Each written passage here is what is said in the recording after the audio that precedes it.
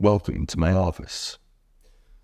All right, one of my favorite things about my job being a coach is that I get to learn from other people. They share their deepest, darkest secrets with me, their fears, their dreams, and I get to learn a ton about how people work. I get to take that experience and then I get to bring it back to my own life and improve things in my own life. Yeah, remember, I'm a coach, not a consultant. And one strategy that I've learned a little while ago, one of the simplest strategy that I have ever learned for dealing with pet peeves in a relationship. So when my girlfriend does something that irritates me, one of the big challenges that I had for a while is, how do I know if this is something that I should bring up or if it's something that's just not worth worrying about? And it would kind of get the best of the worst of both worlds, because sometimes I'd bring it up and it would kind of explode and that didn't go well. And other times I would kind of lock it up, but I would feel the resentment building and I'd be kind of irritated with her. How do I approach this? So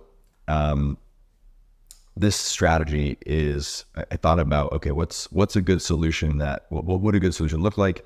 And it came up with a good solution would be something that addresses the important issues so that we can continually grow a relationship, but also doesn't create problems where there doesn't need to be problems. Because if we're just spending all our time talking about things that aren't working, that's not going to be a happy relationship. But if we're avoiding everything and never talking about anything, there won't be any conflict, there won't be any growth. That would be good either.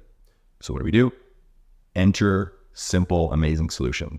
So I learned from a different couple this idea called tree time.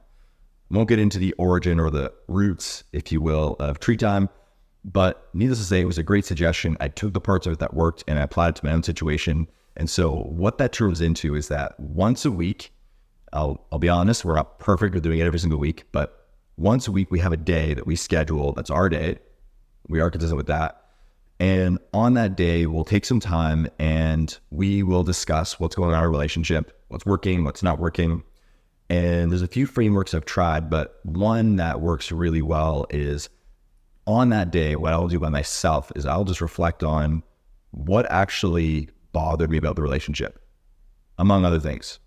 But one question I'll ask myself is, what actually didn't go well or was bothering me about the relationship or about her? And I think back on the week. And if I can't remember it, it is not worth bringing up. But if I still remember it that week, then I'll write it down.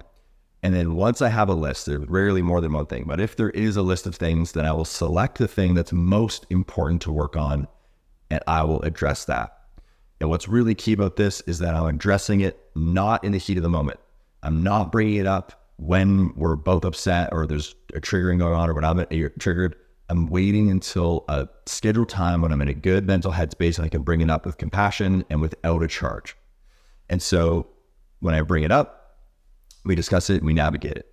And it's important that when I bring it up, I'm bringing up one instance of it. I'm not bringing up tons of other times. I'm bringing up this one instance and talk specifically about how it made me feel. And I'm not bringing up a barrage of things that I want to talk about, like a huge list of things that aren't working. This keeps me focused on the most important thing that's most challenging. It keeps us growing. It forces me, or it's a forcing function that enables me to not avoid things that aren't working in a relationship and bring it forward. And I found it to be super helpful. So if you want to find that balance of when do I share it, when do I keep it to myself, using this simple strategy, having a day in the week, during that day, try to remember what things actually bothered me about the relationship or about her or he this week. Write those down, pick one, address that in a constructive, positive way. Hope that helps. Thank you for joining me in my office. And as always, don't forget to fill your cup first.